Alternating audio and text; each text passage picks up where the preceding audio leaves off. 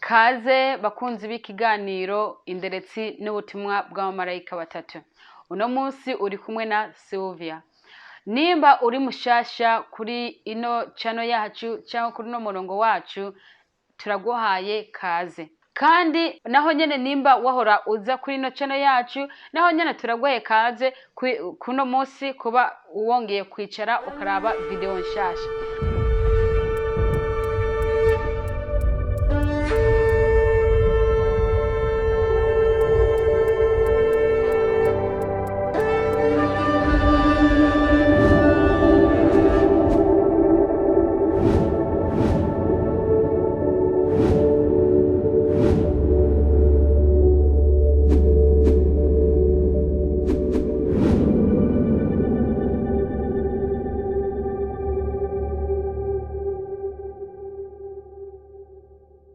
Uno munsi ijambo tugiye kuganira ko riri mu gitabo ca Matayo rivuga ngo guharira abatugiriye nabi. Guharira abatugiriye nabi. Wowe uri kurandaba wumve yuko iri jambo ryaje kuri wewe. Kenshi na kenshi iyo twumvise amajambo y'Imana tumaze gufyonda kina iyo video cyangwa tukafyonda play, hari uburyo dusanga umenga ntabwo turi interested cyangwa ntabwo iyo video tuyishimiye tukayivaho. Ariko ngomba ndagusabe nimba wamaze kugurura iyi video ntugende ahandi ngo uyisimbuke cyangwa ngo uyihoze, ariko fata umwanya usabe mpwemu w'Imana agusobanurire ibyo tugiye gusangirira hamwe. Icatumye ngira ishaka ryo kugira ngo dusangire aya majambo y'Imana ni ikinyamakuru naravye kuri 60 minutes, ni kuri TV baravyerekana, ni nk'amakuru. Nararavye aho umuvyeyi yari yibungenze, inda imeze neza, hanyuma haragera igihe yibaruka, kandi aho yagenda ku ma appointment cyangwa ku masango yaba afise barapima bagasanga umwana ameze neza, umutima w'umwana utera neza, umutwe, amaso, amaguru, ibintu byangombwa byose umuntu aba ategezwa kuba afise, uwo mwana yaravyujuje byose, nta kibazo byari bitwaye cyangwa byari bifise. Hageze aho umuvyeyi inda irahwana, hanyuma aja kwa muganga agiye kwibaruka. Byaragoranye gato, bisabwa yuko bamukorera operation kugira ngo bamukuremwo uwo mwana. Uwo muvyeyi baramwopeye, umwana aravamwo ameze neza atakibazo, umwana mwiza akomeye.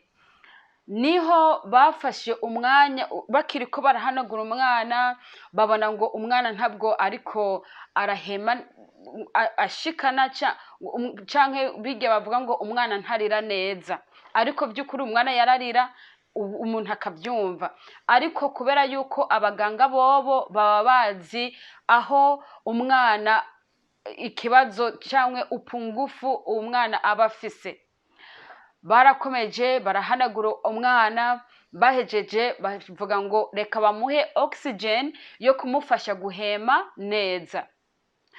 Nubwo rero umwana bafata oxygen, uruwaya rwa oxygen, mwese umuntu amaze kuja mu bitaro cyangwa kuraba uri mu bitaro, kumbure woba warabonye hariho ibintu bacomeka ahantu umenga ni mu mpome, handitse ko oxygen, ahandi hakaba handitse ko ibindi.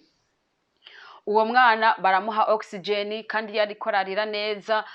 Hanyuma biza ku nyina wiwe, kubera yarakiri muri urya mwanya wa operation cyangwa wo kubagwa, akiryamye, baramubwira ngo umwana ameze neza. Se w'umwana nawe aguma kamera, yari umwana wa mbere, byari byishimo mu muryango bari baronse, kweri bari banezerewe.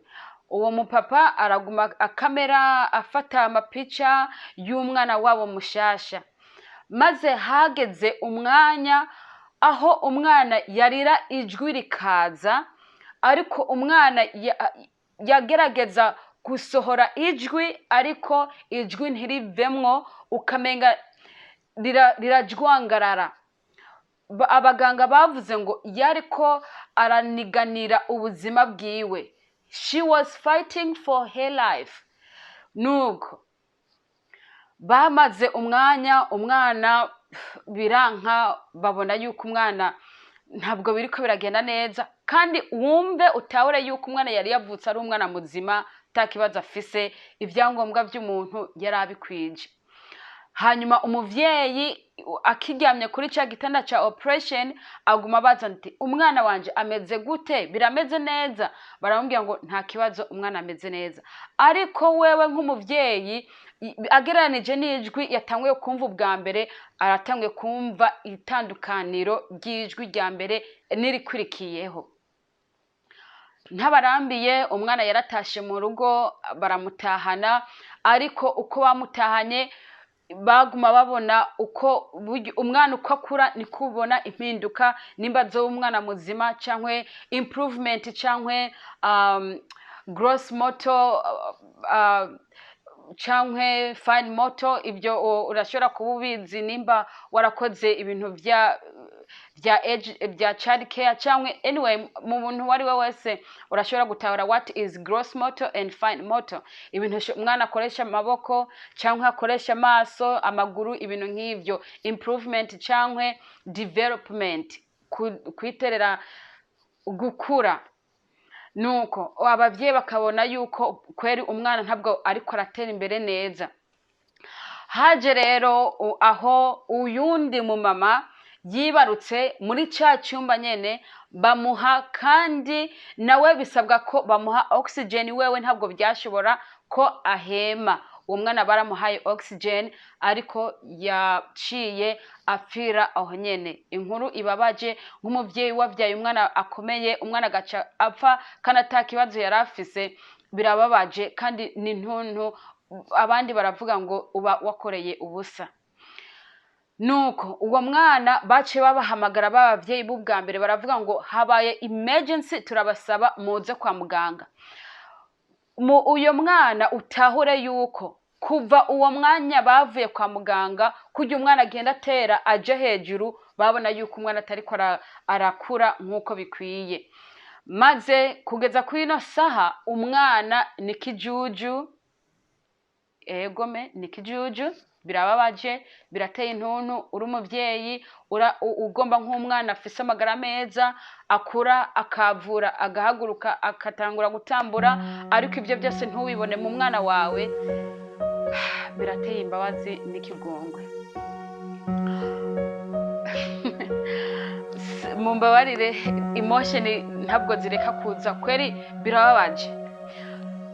But anyway, uwo mwana ubu akwije imyaka 4, ntashobora guhaguruka, ntashobora, umutwe uguma umeze nk'uko. Nimba mubona abana bagendera muri burya bukinga bakagenda barabasukuma babarisha bahanagura inkonda, uwo mwana ni kwari. Murumva ko ari ibintu bibabaje kandi biteye imbabazi n'ikigongwe. Ushobora kwibaza ngo none ikibazo cabaye hehe? Ico kibazo kumbure wo kimbaza, ikibazo cabaye he? Aho ikibazo cabaye si abaganga bamuhaye oxygen, ahubwo umuntu yakoze ikosa cyangwa yakoze nabi, n'umuntu yashize umuringoti aho yari kuwushira kuri oxygen, akawushira aho ugenewe kuja, yawushize ahandi hantu. Rero abo baganga bobo cyangwa abo ba midwife bobo bakoze nk'uko bama barakora n'ubundi, hajya ahantu usanga handitse oxygen niho bashizeho n'ubundi, maze ibintu bobo bibaza ngo ni kama kawaida canke birasanzwe. Ariko vy'ukuri umunezero wabo bavyeyi kuba bari bafise ikibondo cyabo ari uwo mwana wa mbere, vyahindutse kuba agahinda n'umubabaro wa misi yose. Rero nkuko nababwiye ngo icatumye kintera ishaka ryo kuvuga iri jambo ryanditse muri Matayo ngo duharire abatugiriye nabi, abo bavyeyi barababajije ngo hamwe bobaha amahera menshi mwumva ayo mahera yo batuma munezererwa nubwo umwana wanyu ameze nk'uko? Se w'umwana yarishyuye aravuga ngo nta mahera yoza akura umubabaro mu mutima wanje ndiko ndabona uyu mwana ameze nk'uko. Uko bukeye tumubonye adutera umunezero, turanezerewe kweri kuba tumufise agihema, kuko batubwira ngo ubu ari kuri life support machine cyangwa urutsinga rumufasha kubaho. Ati umunsi ubwo rutsinga bwo muvamwo uwo mwana yoba arangije. Umisi yose bakama bibaza ngo uyu munsi niwo wanyuma kuri uyu mwana, uyu munsi niwo wanyuma kuri uyu mwana. Ariko imisi iguma itera imbere, akura ubageze ku myaka 4. Uko ari kose abavyeyi baramunezererewe. Ariko wumve ko ntabwo kumva yuko amahera uko yoba yangana kose yotuma yahindura uko biyumva babona umwana wabo ari kimuga. Ultrasound bagiriwe cyangwa ibipimo bagiriwe byagaragaza ko ari umwana mwiza akomeye. Hanyuma baca barongera barababaza bati none nk'abantu bakoze ibi, murumva yuko uyu mwana nibiki mwomwigisha uyu mwana ku bantu bamukoreye ibi? Ijambo ryanezereje umutima wanje ariryo ryatumye ngira ishaka ryo kusangira namwe aya majambo y'Imana. Ni ijambo umuvyeyi yamwibarutse yavuze ngo ntabwo no kwigisha umwana wanje kugira inzikira, ariko mbigisha kugira ngo baharire no kwibagira. Imana ishimwe kuri ivyo kwere. N'amajambo meza, n'amajambo ahumuriza. Tuje kwijambo rivuga ngo guharira abatugiriye nabi. Umuntu arashobora kwibaza akibwira ngo mparira uwangiriye nabi, niwanyiciye umuntu. Ijambo ry'Imana rivuga ngo nimba utahariye mwene so, nimba udahariye mwene data wundi, ngo n'Imana yo mwijuru ntabwo izoguharira. Inyishu kuri wewe, nimba wibaza yuko guharira ari ikintu kigoye nk'uko abantu benshi tubyibaza, by'ukuri guharira ni jambo ritoyi. Kuvuga ngo ndaguhariye kuvyo waba warankoreye ni jambo rikomeye, bivanye nuko umuntu yoba yaragucumuye. Kuko umure yoba yarakwiciye umuntu, yoba yaragututse, yoba yarakuvuze ukutari, yoba yarakwivye, yoba ibintu byinshi umuntu ashobora gukorera uwundi akiyumva nabi, umenga naho yomubona yoca yiruka. Ariko siko biba bikwiye kumera. Ituribuka neza igihe Yeshuwa yari kumwe n'abigishwa biwe mu gisagara kanaka, bamuzaniye umugore maraya. Yeshuwa yarabitegereje, arunama hasi arandika avuga ngo umuntu wese ataracumura nafate ibuye arimutere. Ngo bose nta numwe yasubiye kuvuga ijambo, ahubwo baciye batangura gukuramwo akarenge baratawanyika, kandi bari umuzingi. Bishatse kuvuga ngo nimba wewe udahariye, wewe wibaza kuri umugororotse, haba namba. Twese turabanyabyaha, ariko siko tuba tubyishimiye. Dusaba kugira ngo dusabe Imana imbabazi kugira ngo idufashe natwe tubashe guharira, kuko Imana ni inyembabazi, iteba kuraka ikagira imbabazi nyinshi. None twebwe twibutse kandi igihe Yeshuwa yari ku musaraba, yasabiye abantu bamugiriye nabi. Wibaze, baramukubise, bamwambika igitsebo cy'amahwa, baramucimita icumu, baramukora ibintu bibi biteye ubwoba. Ariko ari ku musaraba yavuze ngo data ubaharire kuko batazi ico bakora. Ibaze ayo majambo, wewe nk'ubu wumvise nakuvuze, yewe ngira ngo wonsabira kugira ngo Imana indandure, Imana inkureho. Ariko Imana siko ikora. Imana si umuntu. Imana ntabwo ihwanye, ivyumviro byacu ngo ntabwo bihwanye n'ivy'Imana. Urashobora kwibaza none umuntu yarangiriye nabi je watana kimwe dupfa nogenda nkamuharira kandi atangorane je mfise nobihera hehe? Egome urashoboye kumuharira naho watacho yoba yarakugiriye. Senga Imana iguha inkomezi ubashe kumutwera uwo muntu cyangwa kumuhangara, umubwire ngo ndakubabariye, mubwire ivyo yagukoreye. Kuko ijambo ry'Imana iryo nagombye duhagarare kuno munsi ryanditswe muri Matayo igice ca 18 ku murongo wa 15, haravuga ngo guharira abatugiriye nabi.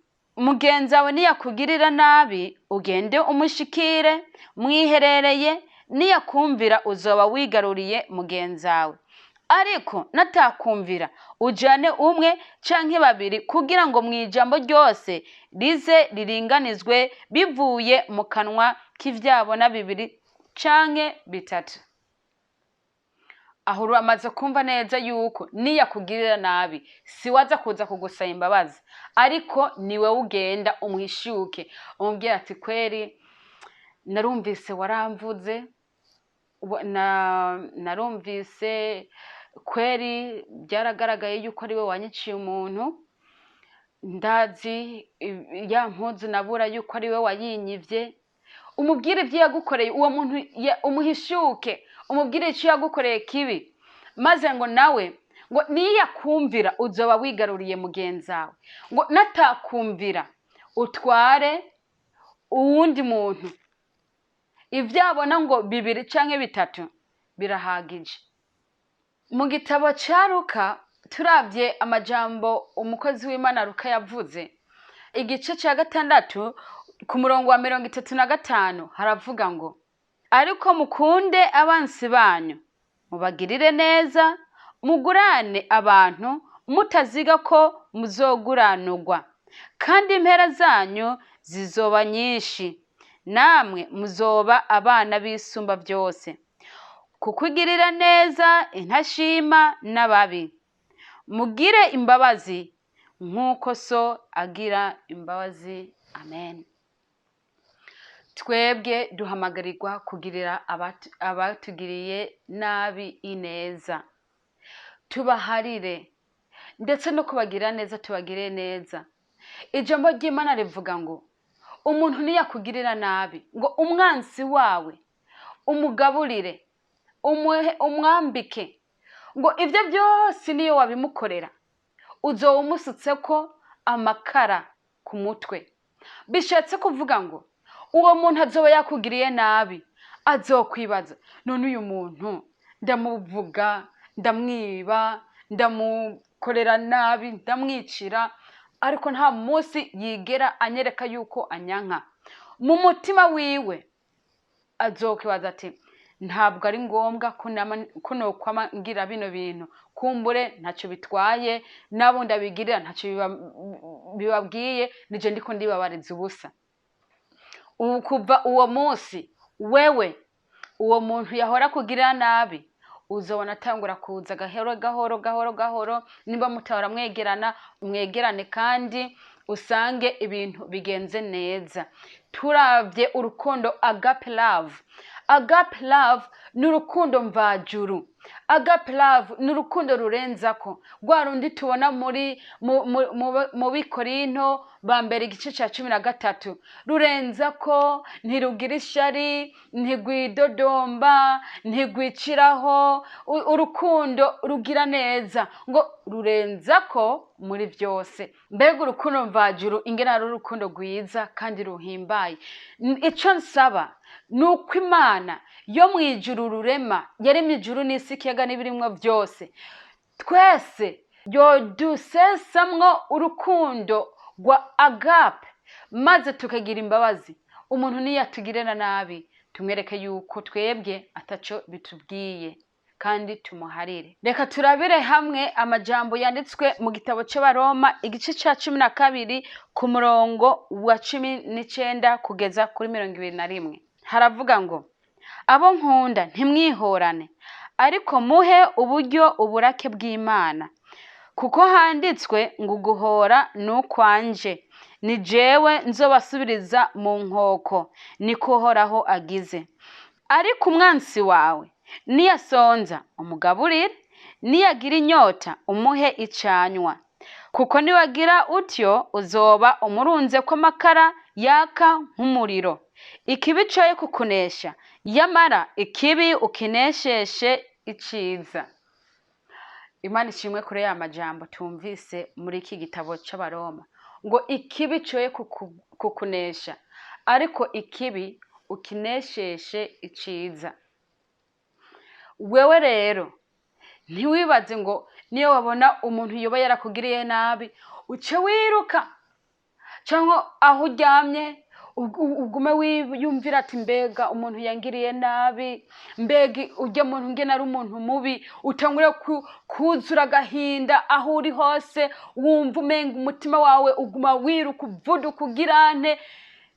Tuza, ijambo ry'Imana mu gitabo c'Imigani igice ca 17 haravuga ngo umutima unezerewe ni umuti ku magara yacu, ariko ngo umutima ubabaye umanyagura wumisha amagufa.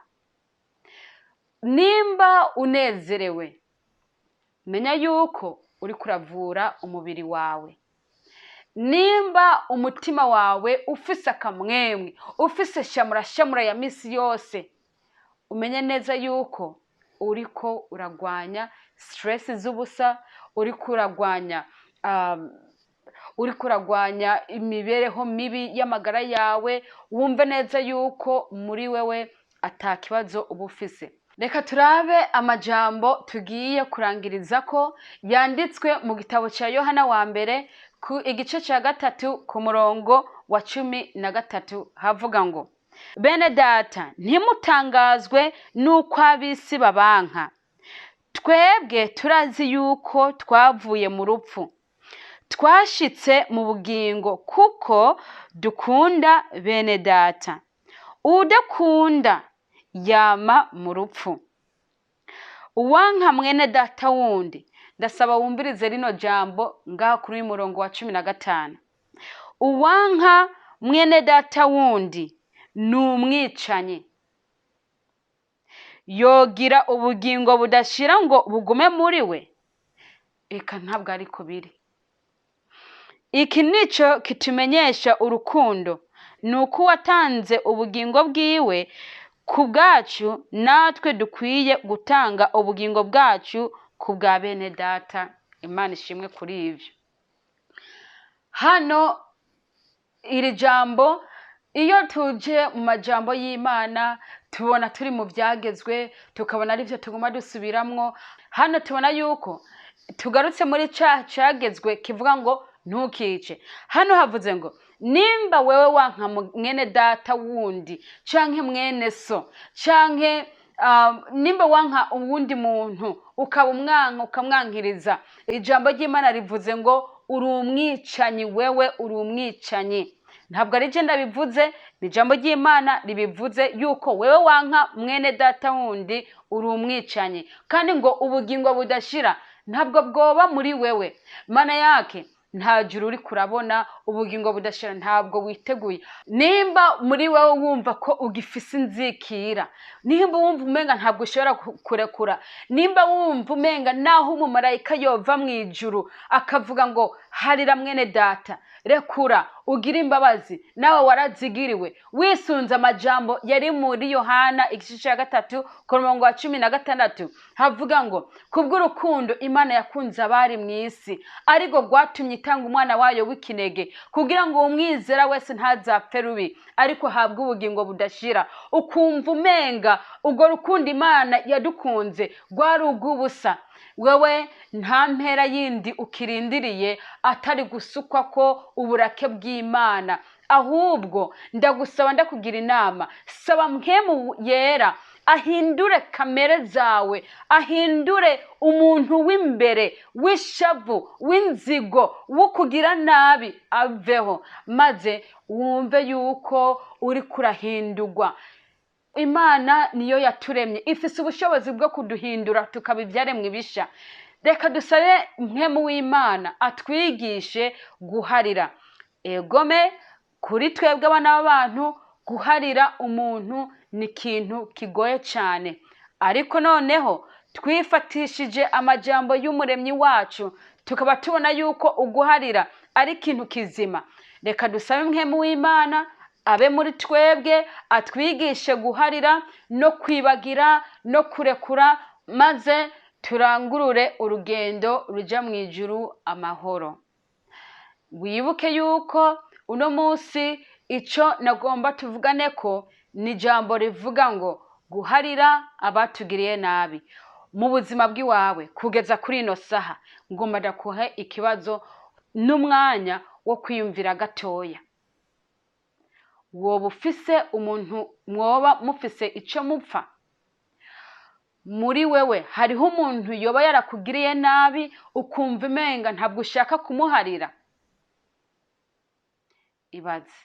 Reka ndaguhe imisegonda 2 wiyumvire, maze niyo wamara kwiyumvira ukabona ko egome ariho kandi kino kizohava kimbuza ijuru kuko ndi umukristo mparanira kuzoshika mu ijuru, cyo ndagusaba ufukame aho uri, ntutinye, ufukame usenga Imana. Imana ikoroshe mu mutima, maze ugende uhishuke uwo muntu yakugiriye nabi, maze murangize ikibazo cyanyu. Kandi Imana yo mu ijuru ngo iyo umunyabyaha umwe yihanye hano ku isi, mu ijuru habaho umunsi mukuru. Mu ijuru baratazira bakanezerwa. Hamwe wohaguruka rero ugafata intambwe ukavuga ngo umuntu wese yangiriye nabi, uhereye uno munsi sinzokwemera inzigo y'inzikira kwitawara cyangwa ko yiganzira umutima wanje, ariko ngomba kugira amahoro n'abantu bose, menye kubana n'abantu. Guharira kibe ikintu ca musingi cyangwa kiza ubwa mbere muri jewe. Uno munsi n'uwi wawe, ntiwemere yuko uwo munsi uhera ugifise inzikira. Imana yo mu ijuru yemeye yuko dusangirira hamwe aya majambo. Impezagire na wewe iguhezagire, twese hamwe duhezagirwe n'Imana yo mu ijuru kandi itwigishe guharira no kwibagira. Ngomba ndagusabe nimba uri mushasha ntiwibagire cyangwa ntugende udafyonze subscribe, kandi ufyone no kukagengeri kugira ngo bize bikorohere kugira ngo uronke amavideo mashasha. Nimba naho wahora uza kuri runo rubuga ariko utarafyonda subscribe, ntugende uno munsi naho nyene nawe udafyonze subscribe, kandi ufyone no kukagengeri kubera yuko turungika cyangwa dushiraho amavideo menshi. Rero hamwe uwo bigira uko byokorohera kugira ngo uze urazibona. Ibuka utahure icatumye ngira ishaka ryo gutegura kino cigwa, nuko nabonye abantu bagiriwe nabi ariko muri bo bakaba batifuza kugirira nabi cyangwa gufata inzikira muri bo, ariko bashaka guharira no kwibagira. Bitubere uko natwe kugira tuze turagwe ubwami. Imana yo mu ijuru iduhezagire.